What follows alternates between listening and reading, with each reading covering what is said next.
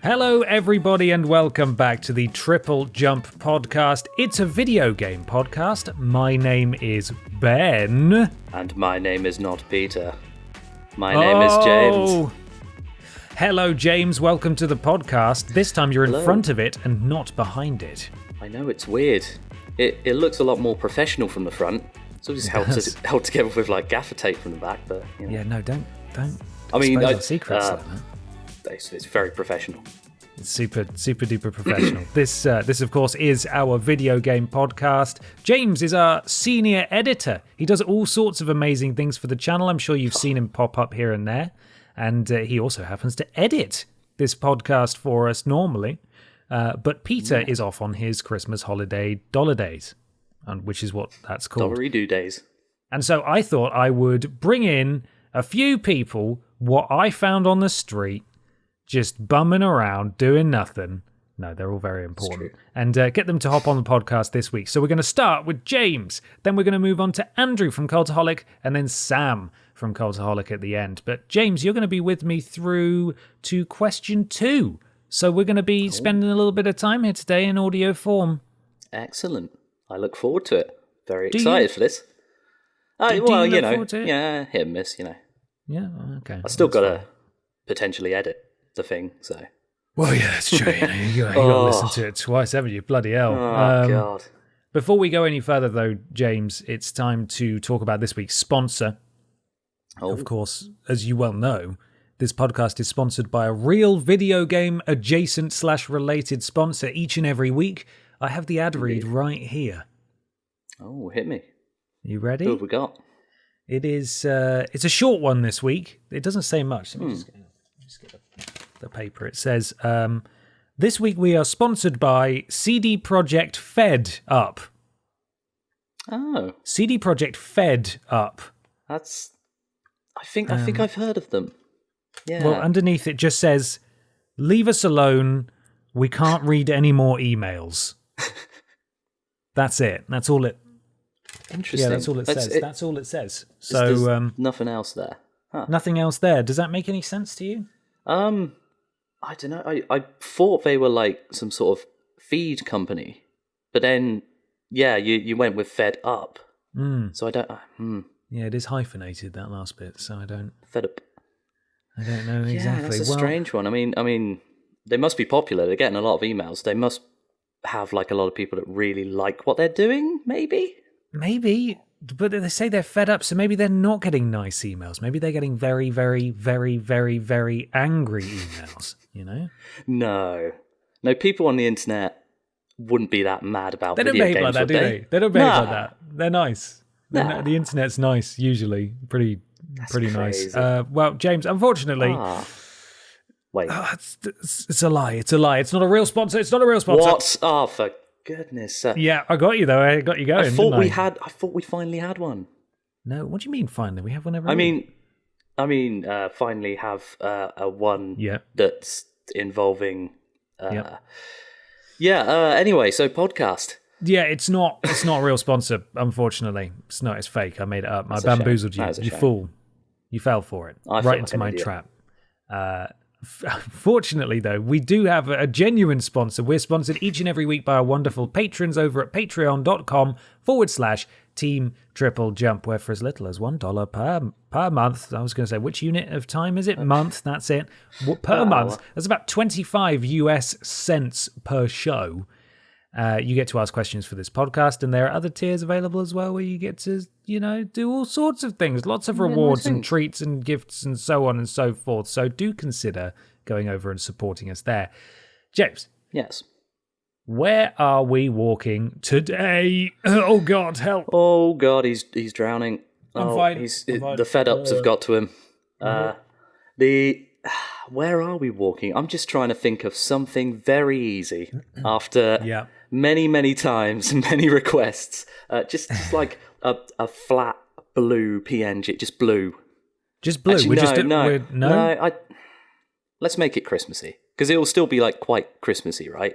It'll be somewhat... It goes out after Christmas, but it'll be sort of a festive time-ish. Yeah. I don't know. Let's just say Santa Claus's sleigh. Yeah? Yeah. Okay. Confusingly, one day removed from Christmas, we're in Santa Claus's sleigh. This is cool. Just make it look like he's sort of going away from Christmas. Yeah. He's on his way home.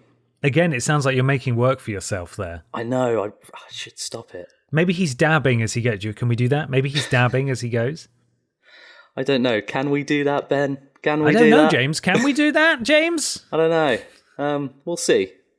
How about we're in the void? Just a white void.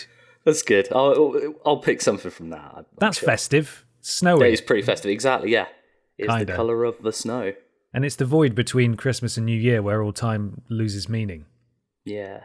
So, kind of, anyway, make your decision. James, we've got a question here.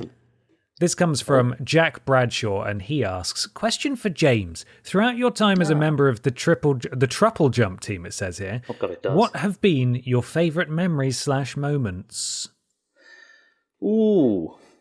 None, right? So many. Hang on. Yeah. No, I've got one. No, honestly. You're just trying to write them all down because there's so many. Yeah, just add in keyboard noises. No, honestly, there are like genuinely like so many. It's like I had written down a few, and then I've written down a few more, and yeah, there's How many have you got? 6? 1? Too many. Okay. Well, the first thing that came to mind was the very first Prove It that we filmed on this channel. Yeah. So that was Crash Team Racing, and it was it was just quite interesting because I filmed like some of it, but not all of it.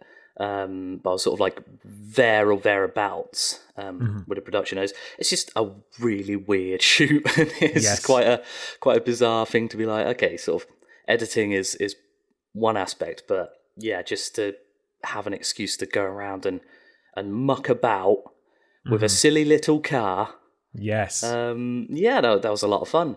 I seem to remember you darted off at one point to get what was it? It wasn't champagne. Oh God, yeah. Yeah, it was some sort of like horrible, not even like Bucks Fizz. It was something kind of like that. Some sort of carbonated. It was like a Bucks Fizz champagne substitute. Yeah, it might have been like something. Maybe an alcohol because we needed it for the celebration. We're like, oh, wouldn't it be amazing if on the podium we could like shake up a champagne bottle? And you were like, right, I'll go get it. And you were relatively new to the office at that point as well. Yeah. You hadn't long moved up, if I remember rightly, and you'd come from, should we say, a regular job? I won't go that far. I mean, it was a semi-regular job, and then now I'm just sort of filming you guys putting stickers on cars and then going to fetch some fake bubbly. Like that was a lot of fun. Weird, but yeah, likewise, there are so many. The Banjo-Kazooie Prove It was a big one that stuck out for me. Mainly because I pitched it in the first place. You did. We were coming up with Christmas stuff. Yeah, yeah. I just thought because Banjo, I love that game anyway. And it's got just the most Christmassy level of all time. So I just thought, let's do this. And you guys and Adam as well, God bless him, signed off on us getting a whole bunch of random things to props and whatnot. Just to make it seem like Christmassy and to fit with it. And putting so much effort. It's just a lot of fun filming that as well. Just utterly ridiculous. The whole backpack thing, you guys tied together with a backpack. And sadly, it didn't seem to get that many views, which was a shame. But it's the curse of the internet, man. I think that's one of the examples we cite, along with the Sonic the Hedgehog dramatic reading of the movie. That deserved a lot more. Where it's why didn't that do well? Why didn't anyone watch that? Is that YouTube's fault Sonic. Or is it our fault? What did we do wrong? Sometimes YouTube just really isn't very fair. That was a lot of fun to shoot and make, though. Absolutely. And again, I'll try and go through all these quickly, but the main menu shoots, anything basically where I'm sort of holding a camera a bit haphazardly and pointing at you guys, it's just a lot of fun. But especially the main menu where Mikey came down or up, I should say, all the way up to the tune.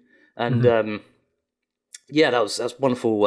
Just getting to meet Mikey because as I've said to you guys before, like I started watching you guys at when you were at Vidiots, and of course, another major highlight, just having the opportunity to work on the channel as well is fantastic. It must have been like, James, I can only imagine, it must have been like watching the Beatles reunite. It was it was but like almost more like impressive.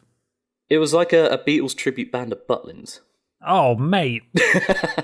I was joking. You didn't have to rip my heart out. That's still good.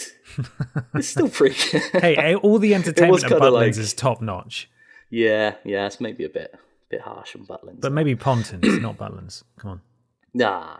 We're not millionaires. No, honestly, like that was a lot of fun, and just it was kind of like a live production of like Vidiots. It was like a stage production of Vidiots, so that was fun. But yeah, like last year, the gift appeal as well. The fact that we kept on getting so many presents, it became like this box fort. It was insane.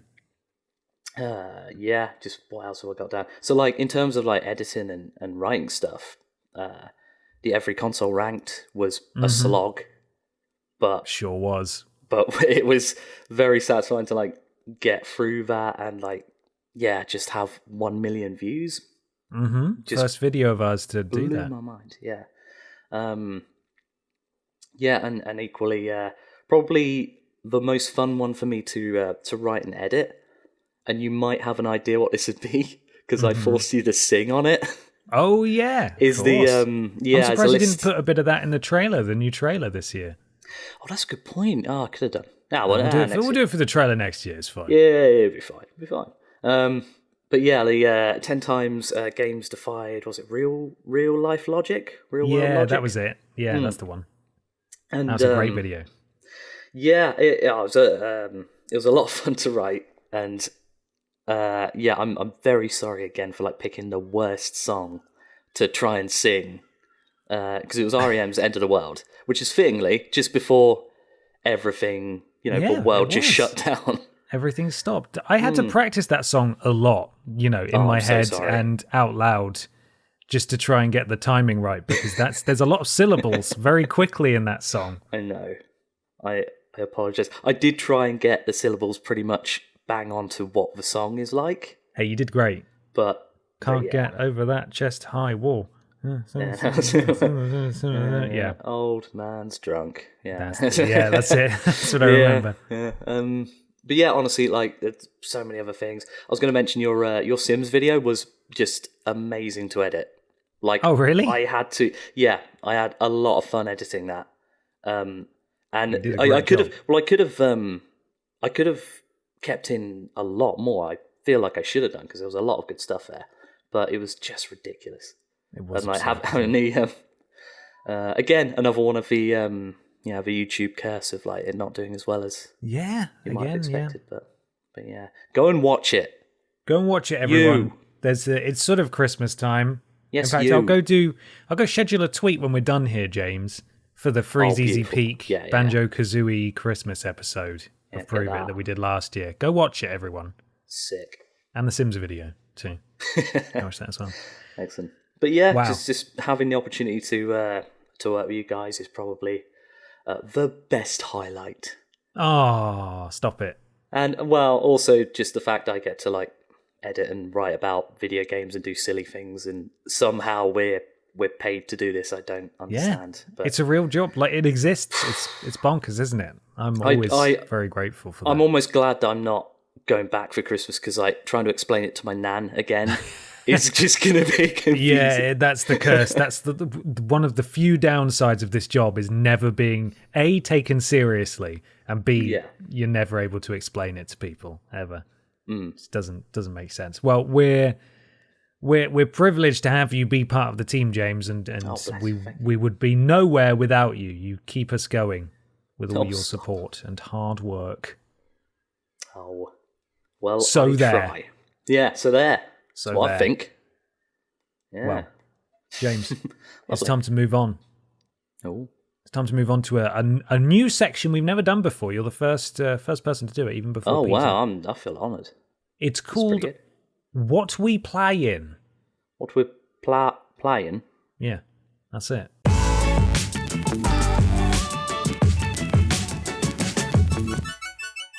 It's what we playin' time. Whoa. Time for what we playin'. James, what have you been playing?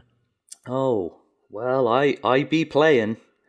I be Yeah? playing everyone for a fool. Oh, They had them why? thinking I was Peter at the start. I know they all thought that was Silly. him. No, I've been playing a few things. One thing more than a lot of the others. But yeah, firstly, I want to mention Dirt 5 for the Xbox Series X. So yeah, we were kindly given a code by Codemasters. The Masters of Codes. Yeah. So if anyone's the right person to ask for that sort of thing, it'd be them. It'd be them. Yeah, easy. So yeah, I've been playing a bit of Dirt 5. I'm not a big racing fan. Like, well, not a fan. Like, I do play some racing games, but I don't play them very often. So just like a disclaimer of that. But yeah, I played like a few hours. Played 2 or 3 hours of it, and it's a pretty solid game. Like very very sort of like arcadey racing experience. Rather than like anything sort of too simulated or anything. But yeah, very, very flashy presentation. There's lots of colours going on. There are some very loud and interesting choice of commentators. There's like a 2-man commentary / radio team that sort of present it, and it's very hit and miss. But okay. Okay. Yeah, I'm trying to think of an example, but I can't really. Sounds like people talking about Peter and I. Yeah, almost not quite. But in terms of the actual sort of racing themselves, it's got different sort of race types and car types, like categories. Most of the time, you're going to be driving around in like varying degrees of like off road, dirty sort of tracks, dirt. But yeah, it's a lot of fun. I'll tell you what, it looks very good as well. Like. Really shows off the next gen hardware. So you're playing it on Series X, right? Series X, yeah. So I believe this is optimized for it. I mean, if it's not, then bloody hell. Like it does look very good. But yeah, I believe that's optimized, and yeah, looks very snazzy indeed. But yeah, just done a few sort of races on career mode. Done a few like challenges that pop up whilst you do sort of each race. Or a challenge for like a few challenges for each race. But yeah, like in general, it's sort of there's nothing that sort of stands out from what I've seen so far. Like there's no sort of different gimmick, but it's pretty solid. It's a pretty solid racing game. So nice. I'm glad to hear it. Thank you to Codemasters. Thank you, Codemasters. What else have you been playing? Oh well. I think you might know. Well, I'll give a brief shout out to Assassin's Creed Valhalla, because I played that for about 3 weeks solid. Okay. When I first got the Series X. Yeah. And I didn't expect to be saying this about an Assassin's Creed game, but I was genuinely impressed and like genuinely blown away. Again, like the visuals. Oh, it's a pretty game. I spent the first week just stopping every 5 minutes and going, look at how pretty it is. Look at it. Look at the sun come through the trees. Photo mode. Yeah, constantly photo mode. But yeah, in terms of like the actual game, like very fun game. They've, toned back a little bit with the map markers, but, they're still there, but they sort of switched up a little bit so that you have just like these dots for the most part on the map, so like coloured in 3 different sort of categories, and like one of them is mystery. So it's like if you go up to a side quest, you don't know immediately what you're doing. You're not chasing down this type of mission marker, and you don't know beforehand what you're going to get, which kind of makes it a bit more interesting. And there's some weird stuff that happens. Like you come across I've heard of some strange quests. Yeah, you come across like a guy with an axe stuck in his head, and he has no idea. And he's like, "Oh, must have drank a lot last night." Oh, you're just like, "What is this game? What am I playing?" So it's been a lot of fun.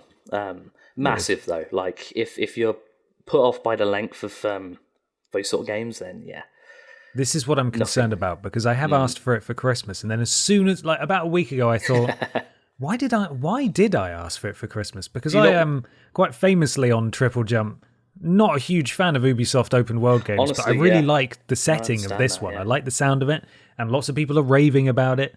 But then I think just by virtue of the fact in the past week that Ubisoft very quietly added another one of those XP booster things that they added to Origins or whatever, so you can level up faster, presumably because the game is too flipping big that I thought I don't know if I even want to start it. Actually, when am I going to have the time? I'm going to be playing it for years.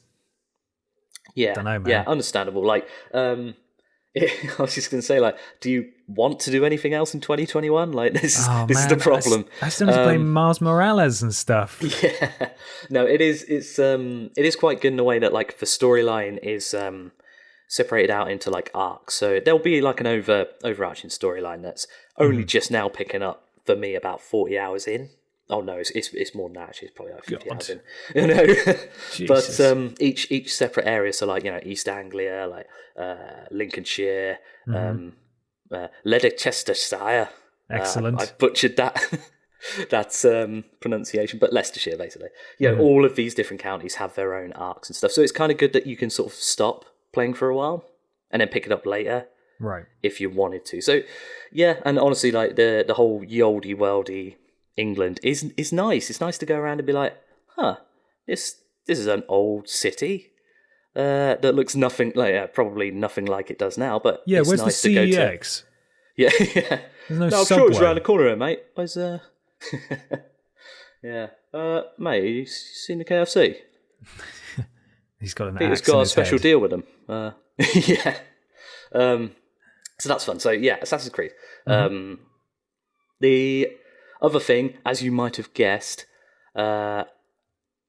somewhat related to our sponsor, Cyberpunk 2077. No, not sure way. You heard of it. Yeah, you haven't been playing that, have playing you? A bit of it.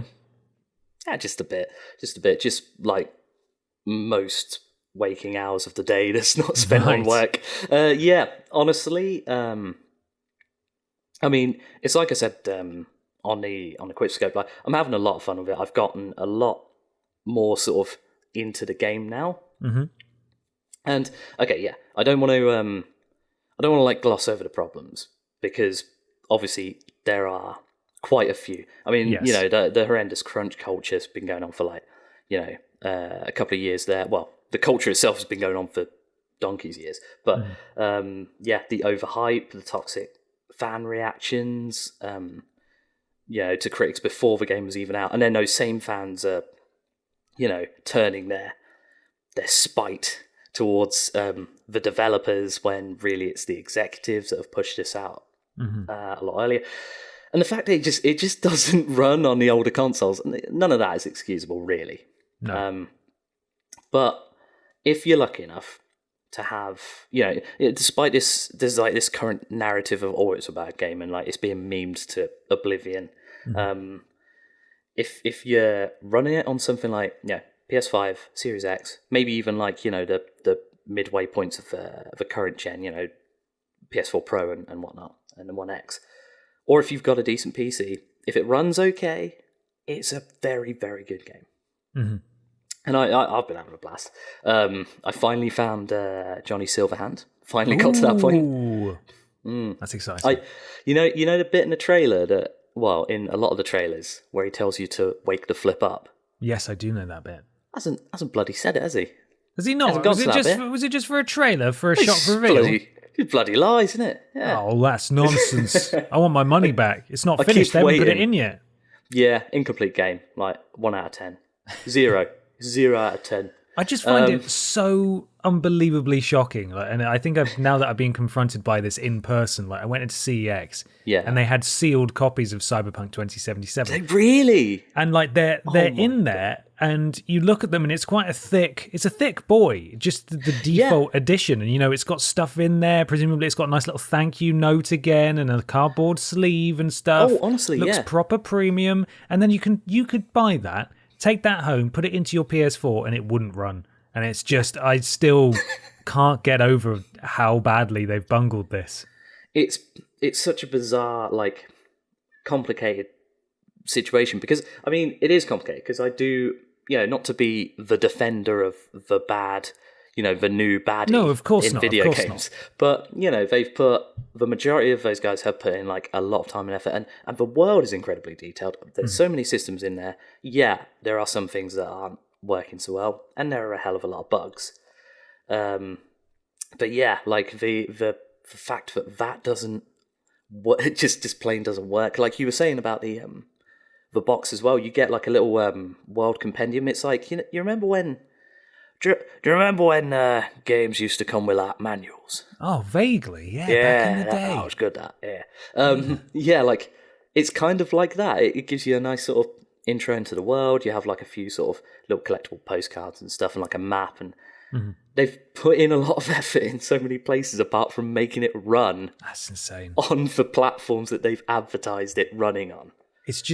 It's bonkers. It's so mad, and we will get into this later in the podcast. I talked to both Andrew and Sam about it, because it's yes, yeah, it's all everyone's talking about at the moment. It's but true. You are right to raise the point that because it's the focus of such anger and furor at the moment. Yeah, I think maybe some people might be blind to the fact that while it is inexcusable that it was released in such a state, and nobody is disagreeing with that, there is still fundamentally, underneath the bugs, a good game. Stop me if I'm wrong. A good game, yeah. A compelling plot, an interesting world, and great characters. It just wasn't finished. Like, it just wasn't ready to go out yet.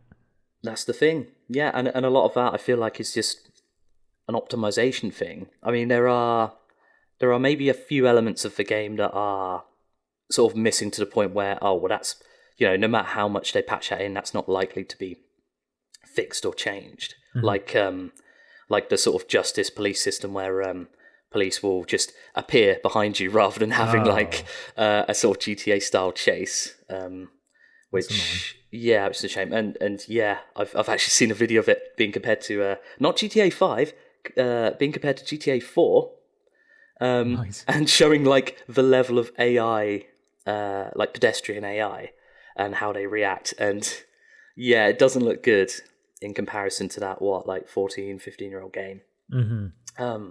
But again, it's one of those things where like they weren't trying to necessarily, they're trying to build like an immersive open world, but they weren't trying to, I don't know, I'm dangerously close to being an apologist here, but okay.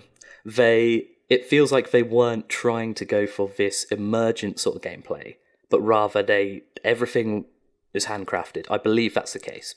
So like when you come across like little side missions, but yeah, I've said a lot of like bad things about it. I mean, the openness of the game, like the ability to like approach a lot of situations in different ways, not just guns or no guns. Like it's stealth options are like you have 2 or 3 paths within the sort of areas. I don't want to say levels because it's all open, but certain areas of missions, even the smaller missions, have that. And then and as I was saying before, like it feels like that's been sort of crafted intentionally, and like the level design's great, the amount of systems and options in place. I discovered something new yesterday, that you have this cyberware deck that allows you to do all the cool hacks and stuff. But you can replace it. You can get rid of all the hacks entirely. So if you're going for like a big brutish like character, or a big bruiser, you can change that to berserker. So it's just kind of like extra strong berserk mode, instead of wasting your cybernetics with a feature that you're not going to use. So that's quite nice that they added that in. There are a lot of like tiny little details. For all the details that they've supposedly missed out, that people are picking apart, there are a lot of fine details in there, I feel. Okay. When it works. Yeah, so let me ask you again now then, that you've spent a lot more time with it. Do you still recommend that people who are not necessarily on the fence, but that people who want to buy it but are obviously put off by everything that's going on with it, do you still recommend that people hold off and wait for this game to be properly patched before they hop hell in? Yeah, absolutely hold off. Like even more so now, like knowing more about the older consoles and the issues that have been had with that. I think wait for the patches, even if you're playing on a PS5 or Series X.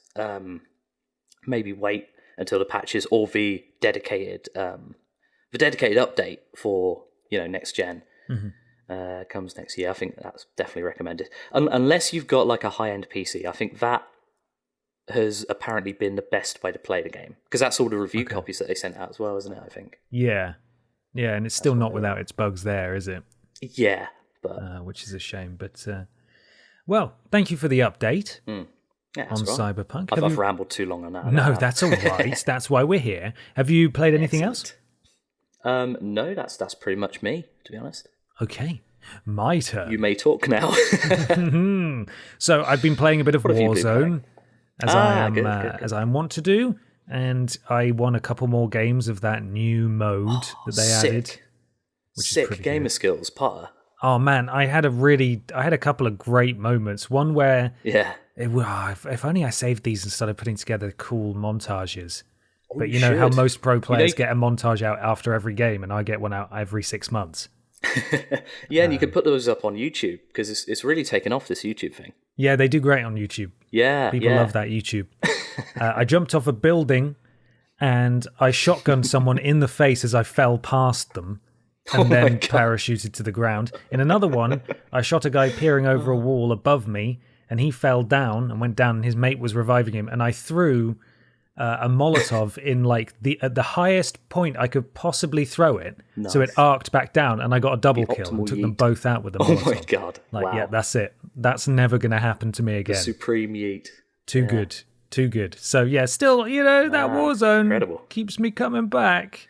It's good. I keep meaning to try it out, but it's just so many games that keep cropping up. But went through a phase of playing it a while back, and it's just a lot of fun. It just feels like they've taken everything from other battle royales and added their own like bits and just made it good. And it's Call of Duty as well, so you just know how to play it inherently. Yeah, it's not complicated, which is nice. I would never play it on my own. Of my own volition. It's just a perfect go-to game to play with friends, so that's why I have it there. Absolutely, yeah. Apart from that, I played a little bit of a game called Racing Bros, which I posted a video of on Twitter. I don't want to be. That was what that was. I don't want to be rude, but it does seem like a lot of people's dreams levels are making their way onto the PlayStation Store at the moment. It's free. Are you kidding me? That was actually a separate title. That's a real game. That's a game you can download for free called Racing Bros. It doesn't make any sense. It feels like, honestly, I wouldn't be surprised if it is actually someone's school project, because it's it doesn't make any sense at all. Like, I don't know why this is on the PlayStation Store. You go into like the levels are sequential. It doesn't matter who crosses the line first, if it's you or the AI, or even any of your friends. It still says Victor, and then it just moves on to the next thing. Like, it doesn't matter. It doesn't matter who wins. Maybe that's just your character's name.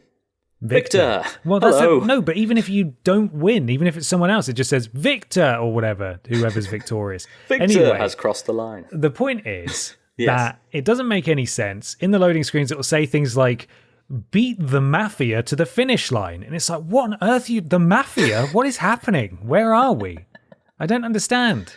Oh my days. It doesn't make any sense. And then it's fire engine race, and you're racing fire engines with terrible physics up an impossible hill, and the fire engine obscures the entire screen, so you can't see anything.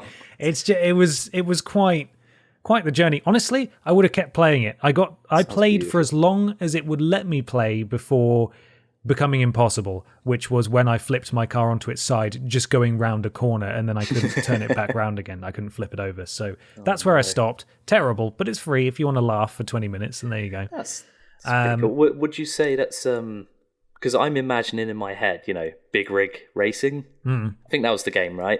I think so, the notorious... The notoriously bad one. Yeah. I think that might be it. How would you say it stacks up to that? Well, having not played Big Rig Racing, if that is its name, that's fair. Yeah. I couldn't comment. I'll tell you what, though, it's not as good as Dirt 5. So I think they'll be really pleased to hear. Maybe that's everyone all you need to know. That worked on Dirt 5. I think will be like absolutely chuffed. That's the only metric that was their goal. That we need here. Yeah, better than Racing Bros. They get their bonuses now. Great job, guys. The main thing I've been playing is Sackboy, though. Sackboy's Big Adventure. Oh, wonderful. delightful 4-player local or online cooperative or on your own platformer. Yeah. You play as the sack man himself. Yeah. Great fun. Still really enjoying it. I am agonizing over each level, though, to make sure I do everything in it. There's you get a little badge for doing it without dying. You get a little badge for picking up all the presents that are hidden around the levels, sort of like their costumes and things like that. And you get a little tick for getting the sort of the highest threshold score that gets you a gold cup at the end. And additionally, you also need to collect these sort of blue orbs of creativity, is what they're called. Ooh. And different levels have different amounts of them, and they're hidden all over the place and stuff. So I found myself getting irrationally angry at this game for children. I was like, that's ridiculous. There's like a little invisible... Oh, for God's sake, why is my hitbox so massive? I'm just a little sack man. How come I keep getting... Oh, this is terrible. These developers should go back to school. Rubbish. Awful. And then in the next game, at the next level, I'm like, haha, this one's set to music, like Uptown Funk. I love it. It's great. It's the best game ever. Amazing. So yeah, I'm flip-flopping in that regard. That's more a reflection of me getting irrationally mad it's a very emotional time of year, you know? Yeah, it's me refusing... Basically, James, what this is me refusing to accept responsibility for my own actions and blaming it on the game when really it is my fault. There are certainly some aspects of the game that are a little obtuse and could maybe have been tweaked a bit, maybe just a little bit. But largely it's me getting mad for no good reason. So, still really enjoying that. I'm about halfway through it now, and I've played a few games online in co-op with a friend where I was in their game. So I was playing online with them. And that online is definitely not the optimal way to experience that game because I had occasional lag and like it looked like my friend was just walking directly off a cliff and then he would be back on the cliff again. So...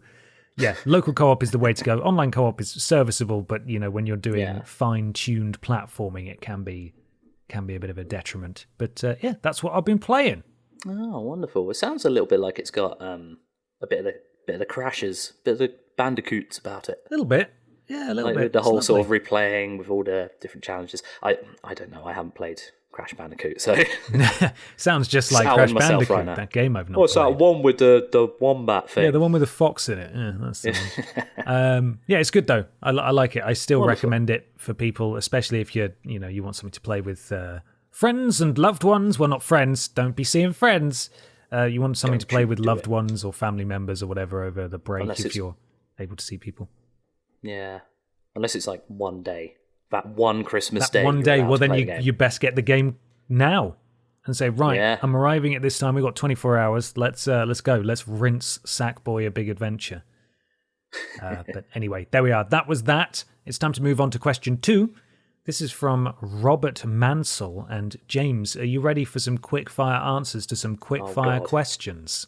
I'm not sure about quick. You've heard me rambling, but go on. Here we go.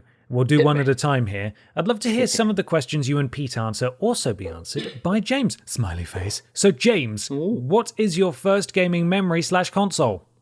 Can I answer this in 2 parts? Okay. Go on.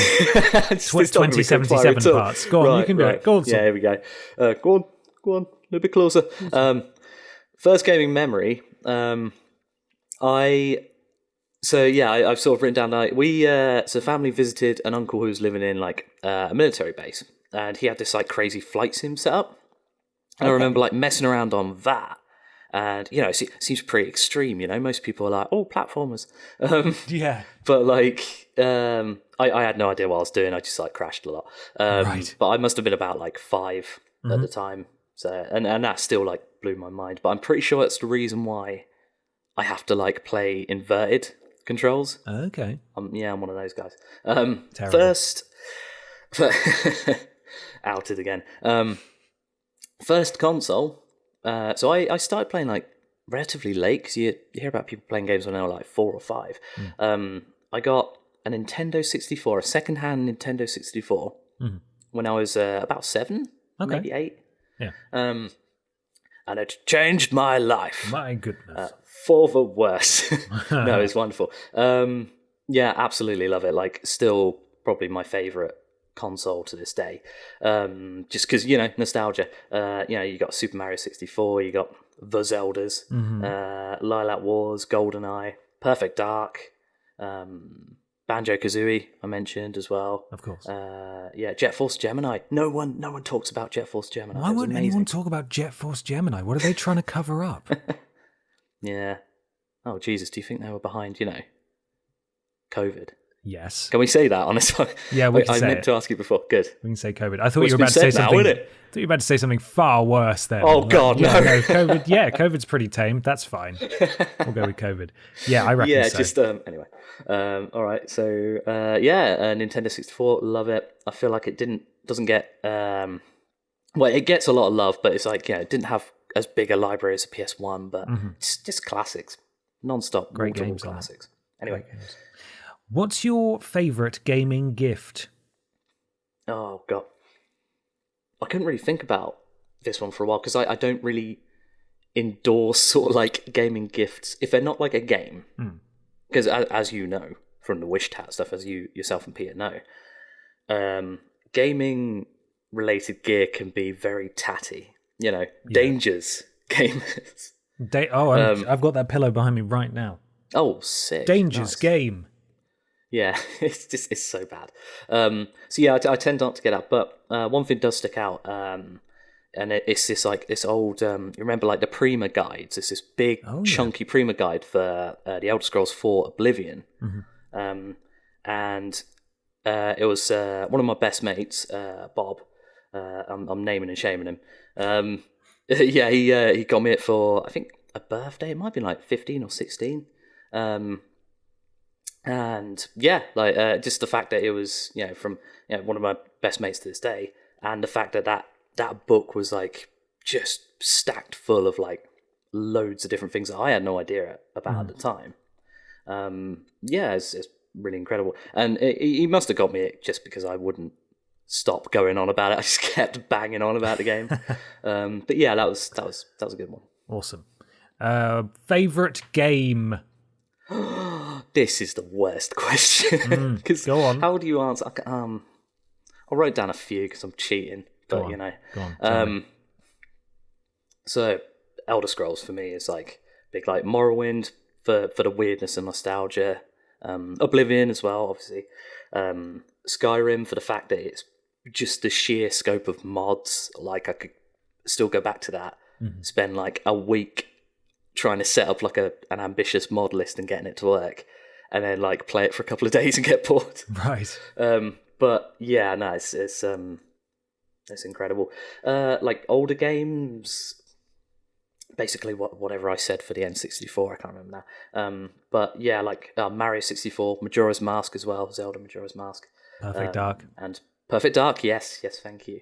But yeah, likewise, PC, in terms of PC gaming, like I've played a ridiculous amount of hours of Civilization 5. Okay. And quite a lot of 6 as well. I'm a big fan of like those sort of strategy games, 4X stuff. Incredible, like yeah, you could, and I have lost many hours to that. And again, like Total War Warhammer on the PC, and for sequel as well. Incredible stuff. There was another one I was going to mention. In terms of like newer games as well, God of War, absolutely. Like I only played that this year, right? And only in part thanks to yourself because you you sold me your old PlayStation. I did, so, yeah. Thank you, sir. You're welcome. Thank you for buying it.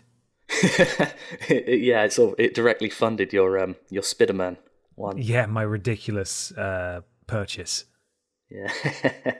But yeah, playing God of War for the first time this year just blew my mind. Like that is for me, even though it's a newer game and it's competing with nostalgia, just heaps of flipping nostalgia. Yeah. It's definitely up there. I'd put it up there with like one of my favorite games. It's incredible. Amazing. What's your favorite soundtrack? Oh, I mean, again, the Elder Scrolls comes to mind. Yeah, because like It's so good. It's so good. Like you had composer Jeremy Soule. Mm-hmm. I don't know how to pronounce it. I know Peter has. I think it's sort Soule. of tried several. Soule, okay, but yeah, incredible work with the soundtrack of all of the modern games there. It's just got a nice range of like fantasy, mystery, and like adventure. I guess like quite full on, but also it's chill at the same time. It's beautiful. It's just ingrained in my head because of how much time I've spent playing those games. But I do also like so shout out to like Banjo-Kazooie. Like the soundtrack of that is just ridiculous, and you just can't stop but smut. Like, yeah, it just puts a smile on your face every time. Yeah, definitely. And yeah, GTA Vice City as well. Like if we're talking like licensed tracks and stuff. Yeah. Also, Snake Eater, Metal Gear Solid 3. Of course. The best Bond theme that's not like Snake Eater. Yeah, it's so good. Amazing. Oh dear. Great one. Yeah, what's your biggest gaming disappointment, James? Cyberpunk. Am I right? No. Yeah. To be fair, it's probably Perfect Dark Zero. You probably thought I might say something like that because I feel like I'm quite guilty of just slagging this game off whenever I can at any possible opportunity when I'm writing a script. Like, but it was terrible. It was okay because you played it quite recently. You played it more recently than I did. Yeah, I only played like an hour of it though. Yeah. I don't know. I can't say it did anything for me personally, but that may have just been because it was an older game and I have no investment in the series. Yeah, but it's like it's functional. It's a perfectly functional shooter. Does its own thing. If it was called someone else, I wouldn't care. Probably wouldn't have played it, but because it was Perfect Dark, real letdown. It's just a stupid story and weird things. It just didn't feel right, and the origin. It was like an origin story, I think. Anyway, it was stupid. And I mean the original Perfect Dark storyline is pretty stupid anyway. You've got an alien called Elvis, but come on, like it's still ridiculous. But it's got to be Perfect Dark Zero for me. Okay. And final question: what is your go-to chill-out game, and why is it Ark? Oh my god! Can you imagine? That there is nothing in the least bit chilled about that. Yeah, I probably should have mentioned like Ark would probably get a mention for favourite game because I've played a lot of it. But yeah, I don't know really. Probably like something like Civilization. Something that's like strategy. So it's not you still have to kind of think. But if it's a strategy game that I've played quite a lot of and I know and I can just sort of autopilot it, I'd usually go for that or something like Total War. Oh, I did write down as well. FTL. I went through a long phase of playing. So it's this space roguelike where you just like controlling the control your ship. You're trying to like get through various systems. But it's just so perfectly like crafted in terms of like you can pick different ships, different systems, different play styles, go again each time. And I've played so much of that just kind of on autopilot, but just having a blast at the same time. Like, yeah, phenomenal game. FTL, faster than light. Nice. Well, there we are. Now you know everything there is to know about James Jenkins. I've talked far too long. Hey, it's fine. Are there any ones out of those lists that you would like to answer, Ben? Biggest favorite.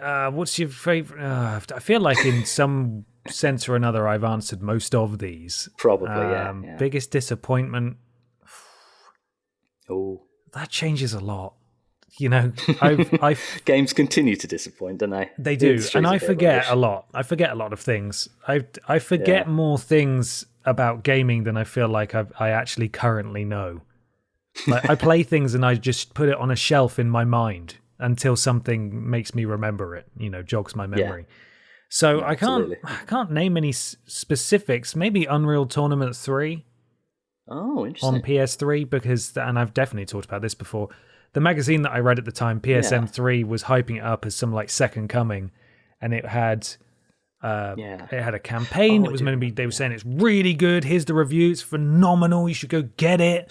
It's got like a 4-player co-op campaign, and me and my friends were all like, "Flip, yeah, this sounds amazing. Let's go get this thing." And then it was predictably Unreal Tournament, and the campaign was just just a round of Unreal Tournament against bots. Except that you and your mates could be on the same team, and then there'd be like a cutscene. But it was rubbish. The game wasn't rubbish, but it was the exact opposite of what I was hoping it would be.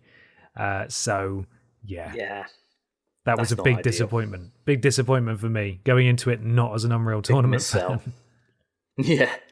But anyway, there we are. James, thank you so much for coming on the podcast. Excellent. Thank you for inviting me. It's been a blast. I've just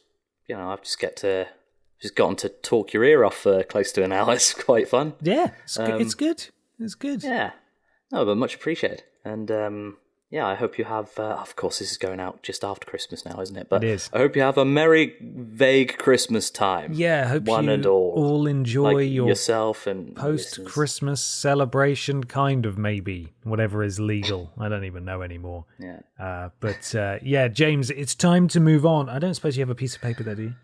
Oh, I hadn't thought. I do actually, because my desk is a mess. You do? Yeah, fantastic. Here we go. Okay, it's time to move on to weird news.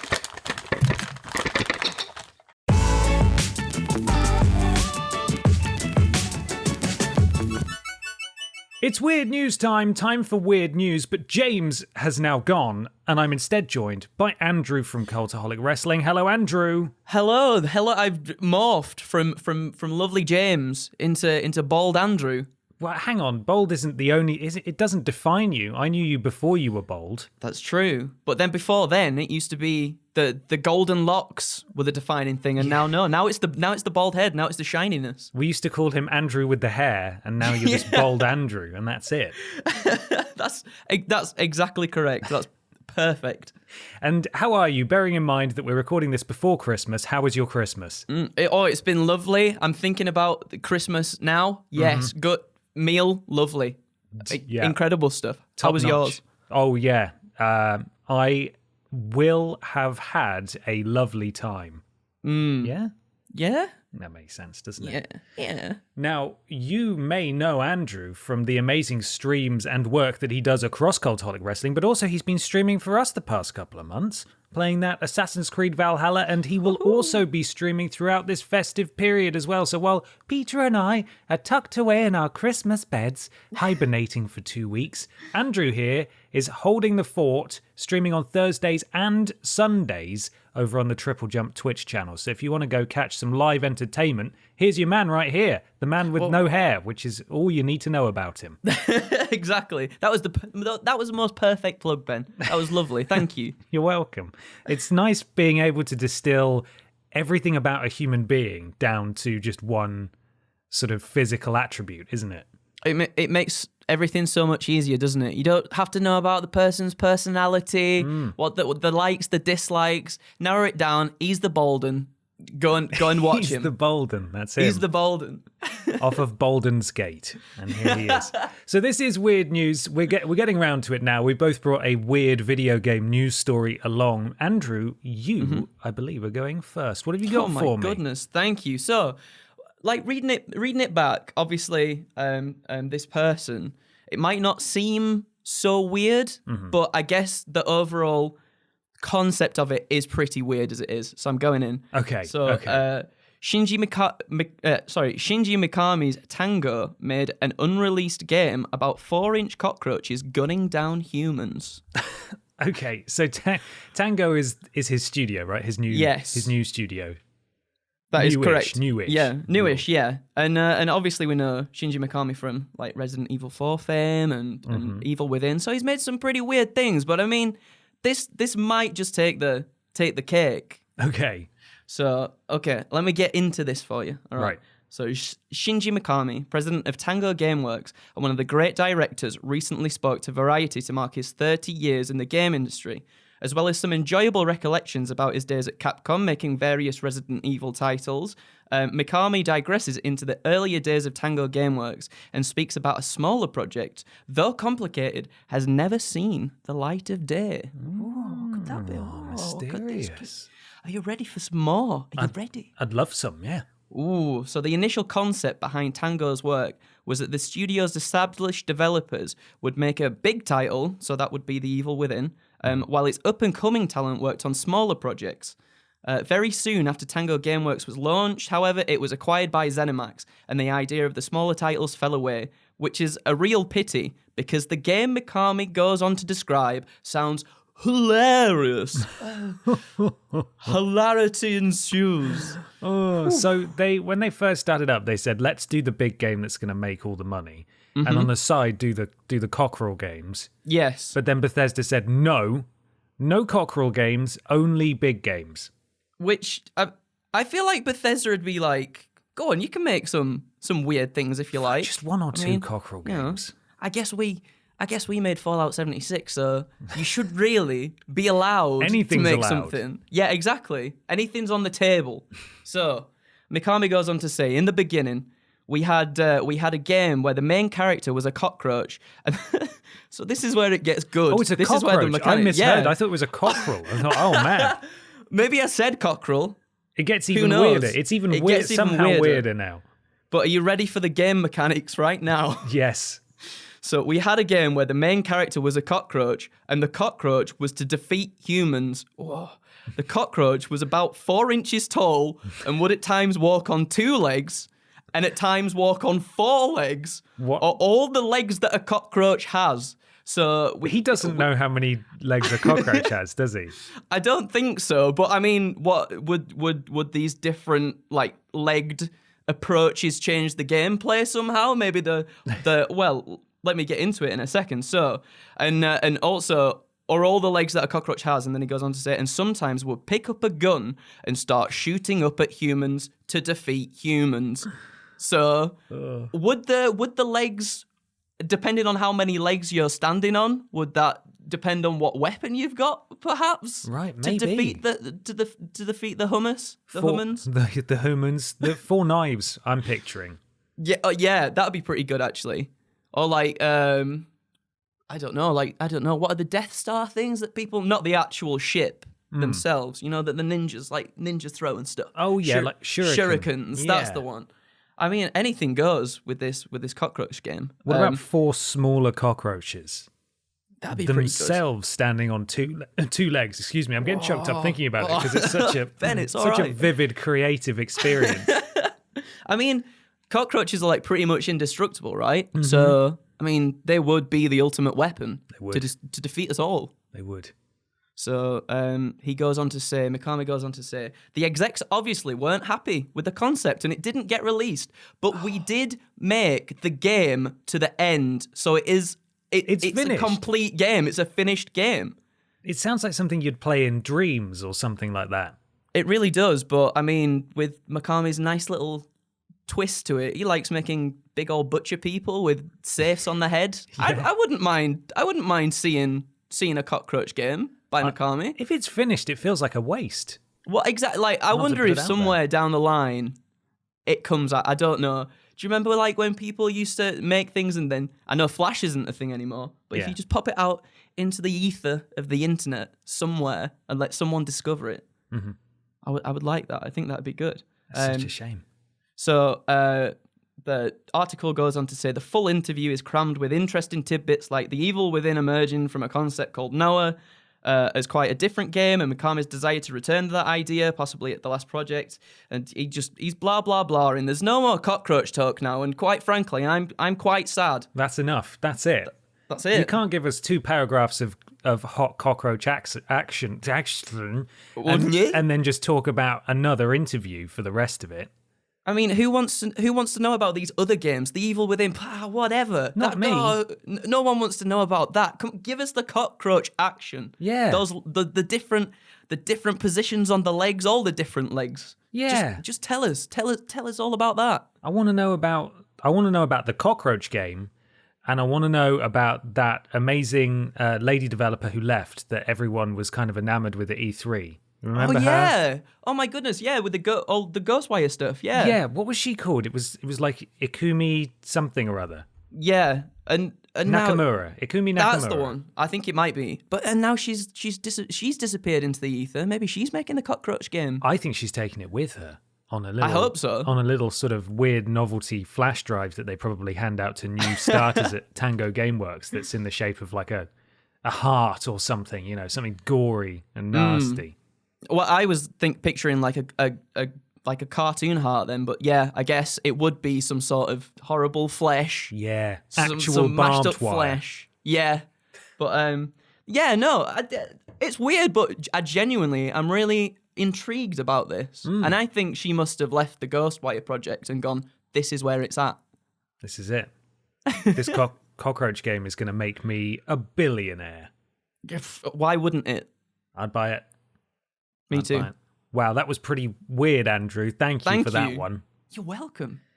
My weird news comes courtesy of patron David Lever, who provided a link to it. So this is from NintendoEnthusiast.com and writer Ben Kerry, or Ben Curry as we call him. We don't. I've never seen his name.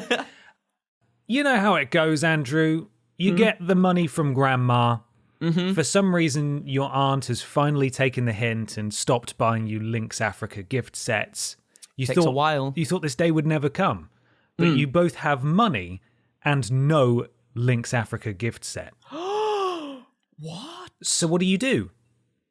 Well, Mario Luxury Perfume available from UK retailer Game. What? It's time. It's finally happened. They've listened to your prayers and letters. I was sending them every year. They must have been getting bombarded. This is it. It's happening. Can't believe this. It's the holiday season, and that means we're going to see plenty of gaming gimmicks for gifting this Christmas, which is now finished. UK retailer Game is no stranger to this, offering up things like Christmas dinner in a can in previous years. For 2020, the retailer has come up with something all gamers desire. Some themed perfume sets. Right. Okay. That sentence was leading to something a lot bigger than where it ended. Ooh. The Eau de Plumber is Italian-inspired, apparently. What? And the bottle is shaped a bit like Mario's head. Oh, wow. The perfume lid becomes Mario's famous red hat, and things are starting to take shape. I'm going to send you it now. I'm excited. On I like that you said it looks a bit like Mario's head. Well, that's it doesn't the thing. look very much like Mario's head. It doesn't look like Mario's head at all. It's just a moustache with a hat on it. Like I'm excited. In this, I mean, I suppose it looks a bit like it, right? How does that look like Mario? That is just Mario's hat with a mustache. That's not. It's the base of it is not his head. No, it's not it at all. Let's see. It continues. Game's tongue-in-cheek perfume description is quite amusing, though. According to the listing, the bottle contains deep, earthy notes of toadstool, balanced with high notes of peach and daisy, and mid-tones of grasslands. Of course, these notes all refer to different Nintendo characters and series elements. Unfortunately, it appears to be out of stock. How? I say how because I kind of do want some now. Right, but just for the novelty. That was a very just a vague description of what it could possibly smell like. Yeah. I think they've just put Lynx Africa in a different bottle. I hope it's not Lynx. Imagine that. If you somehow managed to subvert Lynx Africa this Christmas, and they end up putting it in Eau de Plumber shaped a bit like Mario's head, and they still get you. I mean, I kind of would like some of this just to know what it smells like because that was a big old mishmash of scents there from peachiness to grassiness to mushrooms. Yeah. So much. I mean that. Are we going further? I don't know. Are we going into his plumberness? Are we going into the sewers at any point? Yeah, maybe it smells like rust and poo. Who knows? That's what you want. Eau de Plumber. The description says this brand new unisex fragrance is, I'm looking at it now, it doesn't have the price on here. This item is limited edition, one per customer. This brand new unisex fragrance is lovingly crafted for the busy gamer on the go. That sentence makes me want to be sick. Yep. Yeah, I hate stuff like that. Oh my goodness. Significant other kidnapped by giant reptilian tyrant?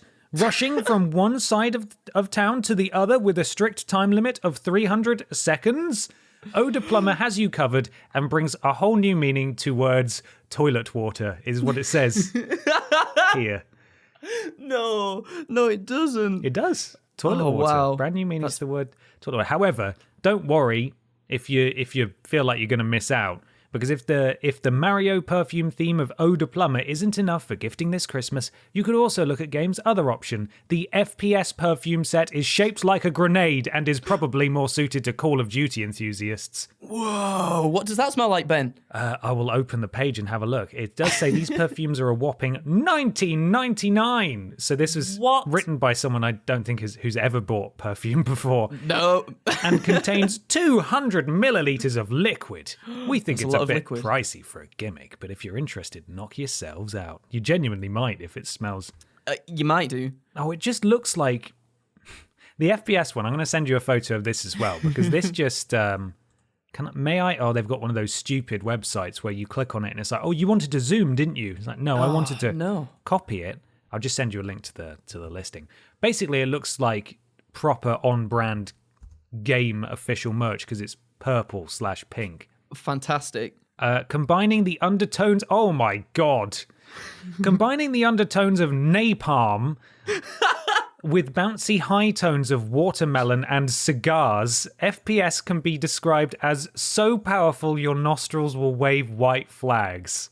That's not a good thing, though, right? None of those were good things. Even watermelon is something that I'm not a huge fan of. It's not quite as bad as napalm, though. Where does that come from? Where does the combination of napalm and what? I'm fairly sure. I mean, there might be in the background somewhere in a Call of Duty game a watermelon, but where does a watermelon fix into an FPS? I think they just needed any positive smell for that sentence because cigars and napalm are already not great. The proper description reads, the game exclusive... Oh, this is also out of stock. The game exclusive fragrance FPS is best appreciated from a minimum safe distance of 30 feet. This limited edition unisex fragrance is inspired by the most exotic locations, including... Oh my god! Whoa, Russian airport terminal. Immediately... Big red flag there. Yep. Rust and sinking cargo ship. Strictly no refunds once pin has been pulled. This one is just bad from it's not even it's sort of the mind boggles at why they signed off on the copy for this one. But and just to add those other little bits in there about the airport terminal. Yeah. I mean, it's just a little bit much, and I can't believe it's out of stock. Wow. How is that even a thing that's happened? It's the internet, I suppose, isn't it? Let's have a look. I guess Game so. FPS fragrance going on eBay. eBay. It's got to be. No, it's sadly searching the word game is too vague a term for. Yeah, no, that's brought up literally every game. Doesn't matter. Anyway, that's my weird news. That was lovely. Delightful. Well, let's move on to question 3. Mm-hmm. This comes from Not That Chris Hardwick, who asks, with The Last of Us Part 2 recently receiving an award for Best Direction, is it okay that developers who utilise heavy crunch strategies are put in line for these kinds of awards? And with them winning such accolades, is it creating a dangerous precedent for large-scale game developers when it comes to completion within tight deadlines, with CDPR also being criticised for going into crunch when they said they would not, and then still not releasing a product that is one of the quality that they would have liked. Right, well, it's kind of change of tone here. Yeah, just a bit. From the FPS grenade. But what do you think of, I suppose, just vaguely, what did you make of The Last of Us Part 2, and do you think it's deserving of the awards it's got? Oh, without a doubt. I think Last of Us Part 2 was my game of the year by far. I thought it came at a very sort of poignant time in just the current climate of the world at the moment. And I think it definitely, it 1,000% deserves all the accolades, all the praise, everything that was given to it, the awards and stuff. However, obviously, crunch is a big thing these days, and sadly, we hear about it a lot more recently. And I think it definitely does. The thing is, obviously, crunch is horrible. It's not a nice thing for people to go through. However, giving awards to games like these, I feel like it gives the developers, maybe the people we don't see, so the people behind the scenes and stuff.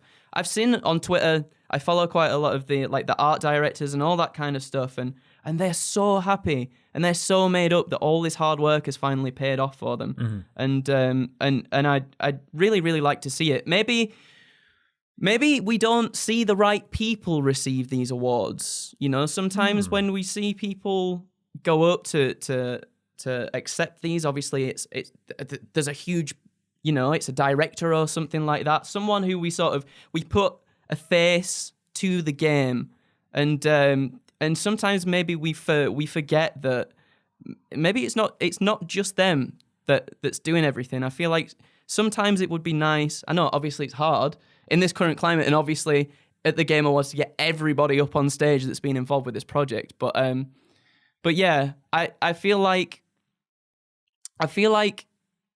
definitely games like that are deserving of awards. But there should be a bigger conversation about crunch. Yeah. No, I totally agree. I think it's just a case of, while crunch is obviously bad, and I don't think anyone is for crunch, I know something that infuriates me surrounding this conversation, we've discussed it before on this podcast, is a lot of people say, well, I work in such and such industry and I essentially crunch and work long hours. And the answer to that is, well, that's also bad. Yeah, right. It really is. It doesn't just because you do it too doesn't mean that it's fine for, you know, other people to do it. No one should be doing it. Ideally, that's where we should be hoping to move towards as a society. Yeah, really definitely. is when no one does it. So that response, I find that unhelpful to this conversation. So yeah, I think we're all agreed crunch is bad, and we should try to avoid crunch. But you're right in that if a group of incredibly talented people work on something together and it ends up being incredible, they should be rewarded for that. And it's a shame that it came off the back of having to work obscene hours potentially, you know, and these people being signed off sick and so on, working too hard and staying in the office for too long, even working from home, which is a whole other, you know, situation when you sort of have to regulate your hours yourself, because some people end up accidentally working way longer than they would have if they were in the office anyway. But no, I don't think these situations should deny people the rewards for their hard work. I think the root issue is that they were crunching in the first place. Would a game of this quality and caliber be possible without crunch? I don't know. I don't know if that's possible. And I don't know, honestly, the answer to the second question about if do these games winning awards, does that encourage crunch? Because there's, you know, these games more often than not are outstanding. Red Dead Redemption 2, for example, as well, infamously had a lot of crunch. If you take the crunch away, is it as good? Do they win awards? Does it encourage other studios to follow suit? I don't know the answer to that. I, as I'm sure you would prefer that there's far less crunch and that we can avoid that, and maybe games just take longer to make. I mean, I think obviously with the whole CD Projekt Red thing at the moment with Cyberpunk, I think after seeing something that seems quite broken like that, I think that's what we would like more. Everybody's out there. I say everybody's out there, so I shouldn't generalize, but people are out there going, release the game, sending like death threats and stuff to them, like do this and this. It comes out and then it's not what people expect it to be, and then people get upset by that. And I like the developers, the people that have worked on that also get upset by that. So like just let people take the time to make things, because obviously the business side of it, you've got to have a set date for something to come out. You've got all your PR and all that behind it and whatnot. But I think after this whole debacle with CD Projekt Red, I think there needs to be something in the industry now, like a big talk where they go, okay, we can't keep pushing people to do this or constantly. Unions. Yeah, well, that's the thing. I think, wasn't it, maybe I'm wrong, but at the beginning of this year, I think there was some sort of unionization happening somewhere within the game industry. But was it? It was. I think it was in France. Was it Activision or? It could have been, yeah. Or EA. It was one of the big ones over there, I think. But I believe it was in France. Yeah, but now I think I know it shouldn't have taken this long or this much of a mess of a launch for it to happen. But now I think it's definitely the right time to sort of have everybody sit down and go, okay, this is actually what we need to do. Maybe Sony or Microsoft or whoever, the execs up at the top need to just look at the strategy and go, well, this is going to be better for everybody in the long run. So let's do this and let's try and eliminate all that crunch and make a good product that we can be proud of and that the audience can enjoy. Absolutely. When it comes to the huge companies, though, your EAs, your Activisions, it is going to be pressure that forces them to change things, because ultimately they have investors who are worth potentially billions of dollars, and they just want money and they don't really care how they get it. And everything is, the industry runs off money. That's just how it works. But I do hope that we can reach a point where there are more respectable and healthy working conditions for everyone, not just in the games industry. As I said earlier, this iCrunch 2 situation doesn't mean that other people should also crunch and not complain about it. Everyone should complain about it. Nobody should be crunching. No. That's not how that should be working. Sometimes it's necessary, and I understand that. I don't have my head up in the clouds like, oh, everything will be fine if everyone just clocks in at this hour and goes home at this. It doesn't work like that, and I know that. No. But this mandatory rolling crunch that is so prevalent in the games industry can be avoided. It's not necessary. I think in the case, of Cyberpunk and CD Projekt Red is that they promised they weren't going to crunch, and then they did. And also their game came out to widespread criticism, whereas The Last of Us 2 came out to widespread critical praise. So I think they're two sides of the same coin there, and it's quite interesting to look at, because The Last of Us, to play devil's advocate, The Last of Us Part 2 was also quite notorious for crunch, but was excellent. And CD Projekt Red's Cyberpunk 2077 was notorious for crunch and came out not quite so smelling of roses. And they are I would say they're the focus of far more attention than Naughty Dog were, just because of the quality of the two experiences comparatively. Yeah, without a doubt. Obviously, all the sort of the mixed messaging PR-wise and all the false promises and stuff that CD Projekt Red obviously put out there into the wild, and we're like, it's gonna be fine. It's gonna be fine when it comes out, and then promise. And then it really wasn't. And just to think about that, like all those people were crunching, and it was still in a state that it was when it came out. And you have to think about how hard those people must have been working to even get it to that point where they shipped it, as it is anyway. Yeah, and then the crunch they're going to be under now. Yeah, so like they're probably not going to have a Christmas, really, are they? They're going to be working over Christmas to try and deliver this. I mean, they need to get it back up on the PlayStation Store. I think did Microsoft take it off their store as well? I'm not sure. This is the complicated thing, because we're recording this out of sequence. So I've already recorded the big discussion with Sam where we talk about this, but that was on Friday, and now you and I are talking on Monday the 21st. So I don't know where we're going to be in this sorry saga by the time this podcast releases. Anything could have happened or changed in that time. But yeah, I can't. My train of thought is gone now. Oh. Where's it gone? Where's it gone? I don't know. Come on, choo-choo. I don't know. Come back. But crunch is bad. Crunch is bad, and I don't think taking away awards or refusing to recognize the hard work of people who have crunched is the way to go about it. But yeah, what do you think about the second question there about is it setting a precedent even for big game developers when it comes to completing tight deadlines and crunching, if they think they're still going to get recognition and awards and all that kind of stuff? Yeah, I mean, I think this year and the years before it. Sort of, we've heard so much about these big companies crunching, and it now just feels like the norm, doesn't it? It doesn't seem as though it's getting better. No. It seems as though it's just that's the thing that people do, and we're just more aware of it, right? Yeah, it feels like people are sort of almost accepting it. Like this is how it goes when it really shouldn't be like that at all. Yeah, and I just feel like management need to really just value. I say they don't value their workers and stuff, but I mean, I think obviously some of them very much do, and but yeah, I really just I don't know.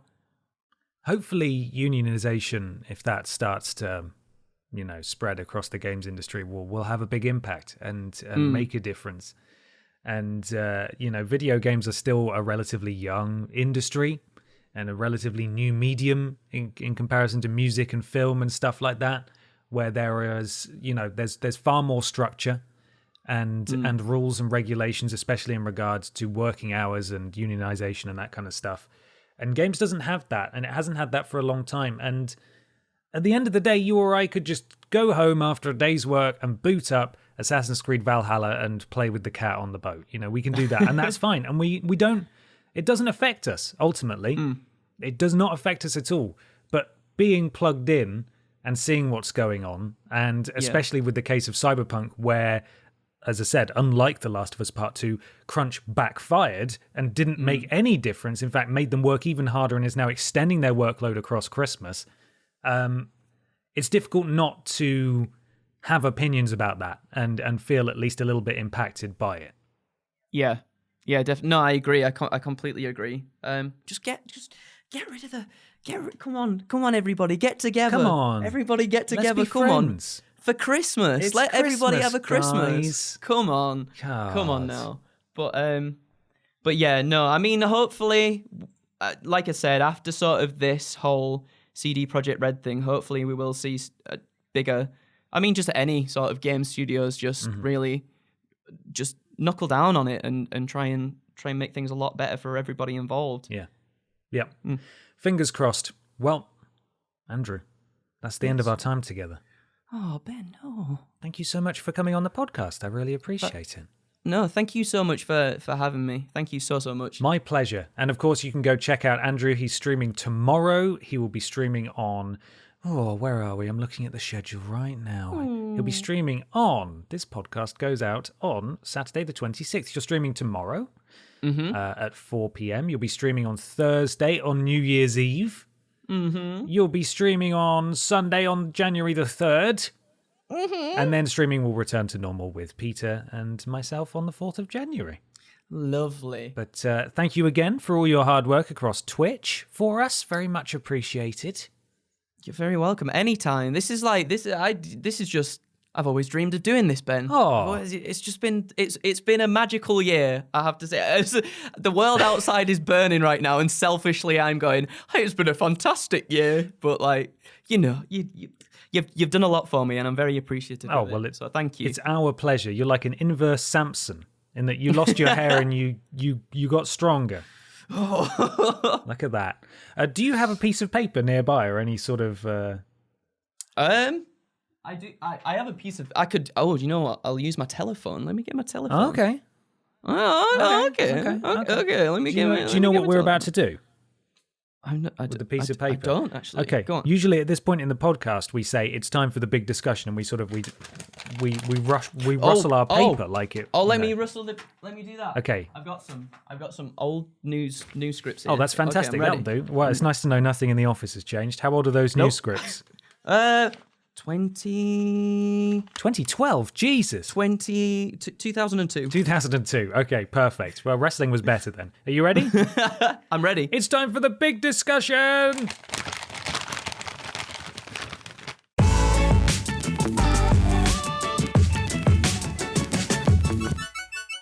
It's big discussion time for the big discussion, and I'm joined now by Sam Driver from Cultaholic Wrestling. Hello, Sam. Hey, how Ben? We might need to start that again. How Ben? Hi Ben, how you doing? I'm good, thanks, Sam. How are you? Work's not getting on top of you, is it? It's been a bit of a week, mate. It's been a bit of a week. We've obviously got the Christmas schedule, as I'm sure you guys do too, and it just piles up until eventually you just gotta work from morning till night. Oh, that's a real treat. To put this into context for people listening at home, we are, and this may actually date this conversation, which is, of course, how could it not be, all about Cyberpunk 2077. And God knows what's happened in the time since we recorded this, but we are recording this on Friday the 18th. So there's a good chance that this has just got way more complicated and convoluted. Before we get to the couple of questions that consist, or also I should say that the big discussion consists of, what do you think of Cyberpunk 2077? Were you excited going into it? What have you made of all of the madness surrounding what's happened since? What's going on? What do you think? I was so excited to pick this game up. So excited, and I didn't pre-order it. I didn't do anything like that. And then it's just, how could you not be swept up in the hype? Really, it's the biggest hype train I've seen for a game since Skyrim, possibly. Like it's just all encompassing. And then it launched, and it was like, okay, well, it's going to be a little bit buggy on day one, but what game these days isn't? And then eventually, I started seeing the console footage, and then I can't believe it. I can believe it, but I can't at the same time, if that makes sense. Yeah. How did it get like this? Yeah. How are we here? So the first question we've got, this is from Christopher Ridge. So Sony just announced that Cyberpunk is getting pulled from the PS4 storefront, and players who bought the game digitally are allegedly eligible. Say that 3 times. You want to try and say that 3 times, Sam? Allegedly eligible, and let's go really fast. Allegedly eligible. Hey, that was good. No, that was pretty good. That was pretty good. For a full refund, does this seem warranted to you, or too extreme? What are your thoughts overall? And we've also heard from Millsturp, who says, hello lads, given the issues experienced for the release of Cyberpunk 2077 and complaints about games being released in such a buggy state generally, can complex modern games such as Cyberpunk 2077 ever be tested enough by a relatively small team prior to release to iron out bugs? Or is the only viable strategy to just release the game and manage bugs on the fly? Cheers for everything, Millsturp. And also thank you to Stephen Scote, who asked a very similar question as well. So, it may have since perhaps gone back up on the PS4 storefront, but this is obviously an unprecedented move on behalf of PlayStation. What do you make of it? I think, you know what? I think they're in the right. I follow, I think he's Chris Scullion from Titled Hack, a former Nintendo writer. I follow him online, and he was getting a lot of flack for defending the choice to do that. And I feel that they're in the right. People have been sold a falsely advertised product. I get that, the game's there and everything, and it's all there, but it's unplayable. And the big part of playing games is the playing of the games. So I don't know. It's they had to know that this was going to be this bad on prior gen, and I really don't get the apologists who are like, well, it runs just fine on a PS5. Well, that's fine, but nobody can really, not everybody can afford a PS5. People have been looking forward to this game, and they've been sold on it. And, you'd expect there to be some graphical differences, but not quite to the level where it looks like you're playing something in 1996. Yeah, no, absolutely. I completely agree. I think this is a huge step for Sony, but there are rumors perhaps, and again, we're recording in advance of any sort of further news on this. There are rumors that because Sony's got such a crap refund policy anyway, that they simply cannot keep up with the amount of refund requests that people are rightfully lodging with them. So they've just decided to pull the game full stop so they can cope with what they've got already before probably relisting it and then seeing where they go from there. I think that's the right thing to do, to be honest, because it leans quite nicely into the idea behind the second question, which was regarding testing. And if you don't have the numbers to test a game that big, then hire them. Just bring people in. I know that you're a small studio, but you have clearly got the biggest marketing budget in the universe, in the history of everything ever. You could surely hire an independent testing team that would accommodate that, and I think that I've seen a lot of comparisons with No Man's Sky, yet another game that was, not what we thought it was going to be at launch. And there are a lot of similar parallels. No Man's Sky has gone on to be a very enjoyable experience, in my opinion. But, we were outraged then. Why can't we be outraged now? If it was any other company, if it was Ubisoft or Activision or somebody like that, we would be enraged. We'd be up in arms and kicking off, and it would be unanimous. But for some reason, with it being, CD Projekt,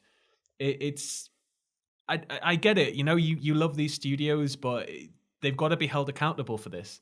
Yeah, I don't think CD Projekt is that small either. No. And there are reasons that we got to this point. COVID, if you want to blame COVID, crunch, if you want to blame crunch, whatever it is, there are reasons that this game was released in the state it has been on current gen consoles. The question, however, is should it have been? And that's no. They knew it was like this. They knew it was like this. They didn't show anybody the footage. They didn't send out review copies. You can't tell me that they didn't have a PS4 kicking around in that studio or an Xbox One kicking around in that studio, like a launch edition. I'd assume that most major game companies, when they're producing like games for said consoles, they'd have a run of each model. They'd have this, like the original launch model. They'd have everything up to that point where they can test it, because it's ridiculous to think that they wouldn't. It's insane. Yeah, absolutely. In fact, I think I was just going to have a quick look. When we had you on Cut Content, didn't you talk about releasing games that were unfinished? That was your big... I think so, yeah. Your big pet peeve there. The thing is, I get it. That there are a lot of people excited for this game, and it's been a very tough year, and it would be a very nice thing to have this game launch perfectly, and everybody's got something to look forward to heading into the Christmas break. But, I mean... Come on, a game will be good if you put the time into it. And, I'm not saying it's not a good game. There are people out there having a lovely, enjoyable experience on PC and, of all things, Stadia, which is... I was going to ask you about the Stadia version, because you're our resident Stadia supporter and reporter, I suppose. So I've not got it yet. I'm planning on picking it up. I don't know whether I'll pick it up for Stadia or PC, just because my internet's so bad. But I'd imagine that the experience is comparable with a standard PC setup, because that's all that Stadia is. But I don't know. It's... If you just took the time, it's going to suck. The wait would suck. It would be awful if they were like, look, guys, we're pushing it back to March, and the memes would roll in and everybody'd be annoyed. And ultimately, it'd lean into the whole Half-Life 3 argument of, will it ever live up to the hype? But I think it's so much more damaging to have done things this way. Yeah. And that's the thing. I do feel their pain to an extent here, because they were damned if they did, damned if they didn't. But fundamentally, on console, this game was not ready. It is just not ready. And people I've spoken to who have stuck with it and persevered have said that fundamentally it's a really good game, and there's some fantastic stuff in there. Yeah. It just wasn't ready. They just hadn't finished it yet. There was a reason they didn't show it. They knew it wasn't ready. They released it anyway. It's oven ready. And what you want happening. About? It's oven ready. Good it to just go. Works. It just works. And now this is just so unprecedented. It's just one thing after another. They were invincible coming into 2020, and they've thrown all that goodwill out of the window. And I do think to an extent they're being made an example of, because this game had so much hype behind it. This is going to be a landmark moment in gaming history, I think, in terms of, the whole argument about releasing unfinished content and content that needs mega day one patches and things like that. We've sort of slipped into a realm where all of a sudden it's okay to buy something that's not finished. And you can't tell me that they couldn't just release it on PC first. Yes, it's going to suck for console users, but release it on PC first, spend that extra time and divert all of the staff toward fixing the console version, and then just drop some DLC for consoles. Drop something special to apologize for the wait, or, bring some sort of timescale into it where consoles get the DLC first and PC users have to wait a little bit. But there could have been a way to sort of do this, but I think they've gone in, with the old adage of don't ask for permission, ask, it's better to ask for forgiveness. And it's blown right up in their faces. Yeah. Yeah, and just imagine if crunch was bad before, what on earth is that team going to be going through now? You hear so many stories, and I've got friends who work as game developers who've all had experience with it, and it sounds so demoralizing, especially when, it's a collaborative effort. It's like making a film. Every single person, there's a part of every single person in that crew in the final product, but now it's just going to be that meme game for a very long time. Mm-hmm. It is. It really is. Yeah. So, final question to you, Sam. I know you mentioned about potentially getting it on PC or Stadia. By the way, the Stadia version is meant to be one of the better experiences because it is actually running essentially off a high-end PC, and it comes down to your internet. Provided you've got a fairly decent internet connection, you should have an enjoyable time. I mean, I get at best sometimes 11 meg, and even then I can play Stadia to a degree. But I think it's a boon for them for sure because they've had a hell of a ride so far. But I think I'd probably go for the PC because I've dropped money on a very nice graphics card, and I'd like the idea of not having to wait for my internet to stop messing me around. But yeah. Personally, I'm not going to touch this game until it's got a native PS5 release. This is the thing it's turned me right off. Like I was like, I'm going to get it for Christmas. I'm going to, spend my Christmas break. But instead, I'm just going through my backlog, and I'm just going to hang fire maybe until the first reduction on Steam. It'll come, by Easter. Maybe I'll have Cyberpunk then. But I'm just holding off because it's just soured the taste. Yeah, it's bad. Yeah, it's a real shame. I really feel sorry for the people who were 8 million pre-orders. I feel sorry for all of them. And some people, as I said, have really enjoyed it. People playing on high-end PCs probably haven't encountered that many issues. The fact that I say that many issues still proves that it's not great, but obviously compared to the console version, I think part of it might be that fandoms are becoming more and more rabid, worldwide. It's not just something limited to the more fringe, nerdy subjects. I mean, all of the classic tropes of Star Wars and Star Trek fans from back in the day that we'd all scoff at 10 years ago, 11 years ago, and be like, could you imagine getting that upset about something?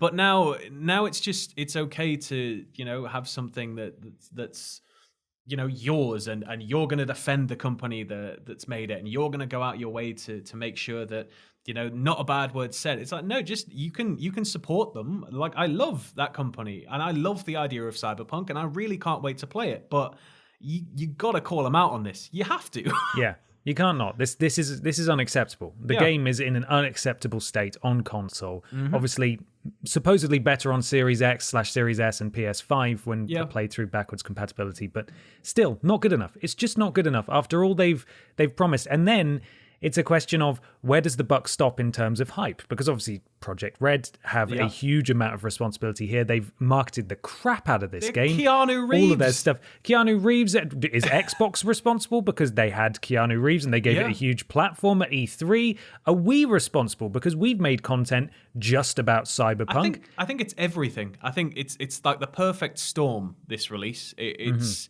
That's why I think it's going to go down as one of those things that's talked about for a very long time. And I do imagine, it'll be like No Man's Sky, and we will eventually have an experience that is unparalleled. And it's going to be one of those things where, sites like IGN are going to go back to it and do like an updated review, and it'll probably score favorably, sort of like Final Fantasy XIV, which, categorically bombed, and then they changed up the entire game, and now it's pretty good. But yeah, it's. I mean, how long is it going to take? That's the other thing, and then this becomes the new argument: is well, how long until we can play it?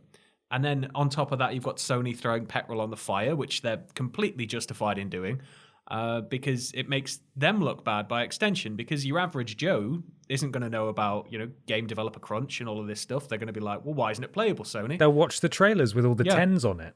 Yep.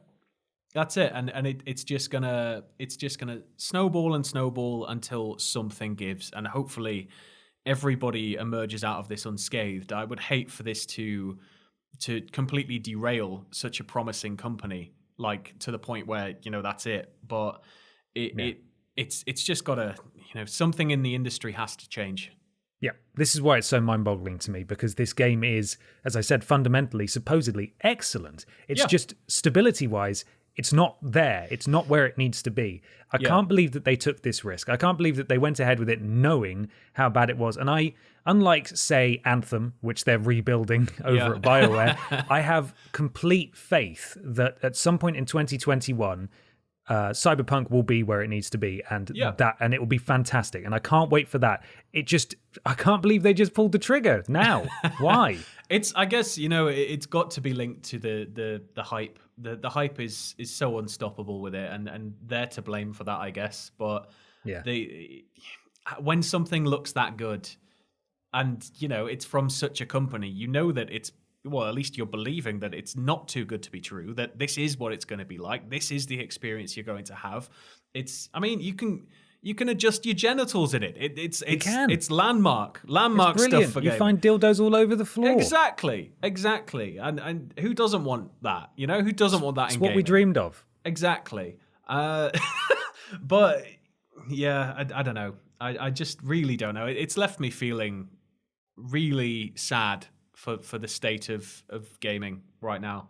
They were meant to be the good guys. Yeah. They put the thank you card in their games.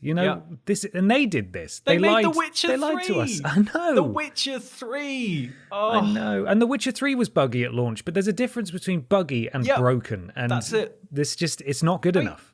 I think the first bug I saw when it was all kicking off, the first bug I saw was the road signs where it was like the exit arrows, and it was like stock text, stock subtitle. Oh no, I haven't seen underneath, that one. And it was oh god, just come on, guys. It would be hilarious if it wasn't so sad. I mean, it's a bit hilarious. I take a great deal of joy in all the memes and the videos that people are posting, but at the same time, it's like, no, this cannot ever be allowed to be okay. But the worst part of this is when it finally does launch natively for next gen, it's going to cost more.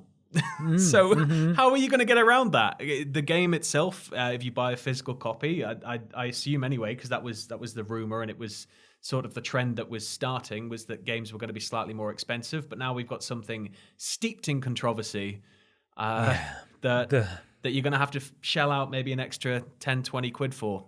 The best way to go about it would probably, because there's a free next gen upgrade, is just shell out for the last gen version. But even so, you would have thought maybe they'd throw us a bone and not set the price too high. But we will see. It's bizarre and it's strange. And as we said at the start, there's a good chance that this is just evolved into some wholly different beast in the week since we recorded this. But there we are. Please let us know what you think in the comments below, and reach out to us on social media as well. Before I run through all of our plugs and stuff and things like that, Sam, where can people find you? You can find me on Twitter at lessdefined, all one word. Wonderful. And of course over at Cultaholic Wrestling. I should probably get that in there. And you guys are all streaming as well on Twitch and stuff like that, playing games and so on. Yes, we are. We've got all sorts of stuff going on. There are streams for everybody. We've got gaming. We've got Adam watching retro 90s TV. There's the works. There's me driving a fake truck. There's me jumping on fake trucks. It's all popping off. It's all you could want. Cultaholic. It's all you could possibly want. So go check that out. There'll be links in the description and so on. And so forth. Of course, we at TripleJump are available on YouTube at youtube.com/Team TripleJump. Same on Twitch, twitch.tv/Team TripleJump. Thank you to Lord Brotovich, Madsterdactyl, and Trowling Badger for moderating us over there. We're on Twitter and Facebook, both.com/Team TripleJump. On Facebook, our social media is managed by Luke Eldon. Thank you, Luke. Patreon, of course, please support us there. Patreon.com/Team TripleJump. You can submit questions for this podcast. You can get Worst Games Ever 2 days early. There's all sorts of rewards and stuff, so go check that out. Discord is bit.ly/Team TripleJump. That's moderated by Jack and Joe. Thank you, guys. The podcast, the audio version, that is, play.acast.com/s/TripleJump. And if you want the video version, it's just on the YouTube channel, and that's fine. The website/store is triplej.mup/shop. All you could possibly want. All the links I'm saying now, they're on there. You can just click them. Go do it. And if you want the VODs from the live streams, that's triplej.mup/VODs. Thank you to Pat Fenn, who edits our weekly highlights. You can follow Peter, who's not here this week. He's doing a Christmas time on Instagram and Twitter at that Peter Austin, and myself just on Twitter at confused_dude. We do lists every. I don't usually do the whole thing. Usually Peter does the first bit. Lists every Tuesday and Thursday, streams every Monday, Thursday, Friday, and Sunday. Obviously, that's different at the moment because we're away, but usually the joint streams are on YouTube on Thursday and everything else is on Twitch. Worst Games Ever is fortnightly, Friday for patrons, Sunday for everyone else. We do the podcast every Saturday, shows once every other week or thereabouts, and please leave us a review on iTunes. It helps, something to do with algorithms. This week is a Worst Games Ever week, Sam, which means that if you're a patron of a certain tier, you get it on Friday. You would have already watched it. Forget about it. And for everybody else, it'll be live on Sunday. There's a What It Means to Me episode with Mikey from Vidiots. Ah. Good boy, Mikey. That goes out on Monday, so go give that a watch. It's a good one. And your boy, Andrew from Cultaholic, who's an absolute trooper, is streaming for us all across the Christmas break. He's streaming on Sundays and Thursdays. And all the social media is scheduled, so you'll see when that's going live and when he's going live. And normal streaming will resume on Monday, the 4th of January. Okay. Deep breath. Okay. Just enough time, Sam, for this week's sponsor, which of course is CD Projekt Fed Up. It says in brackets, up. It says here, leave us alone. We can't read any more of your emails. We're so tired. And that's it. That's the sponsor. That's the ad read. Sam, thank you again for coming along and joining me. Thank you for having me on. And thank you to all of our amazing guests this week, who I'm recording this bit first. So fingers crossed, James and Andrew were able to join in. But thank you to those two. And thank you to Sam. Enjoy your Christmas break, everyone, and we will see you soon. Bye. Bye.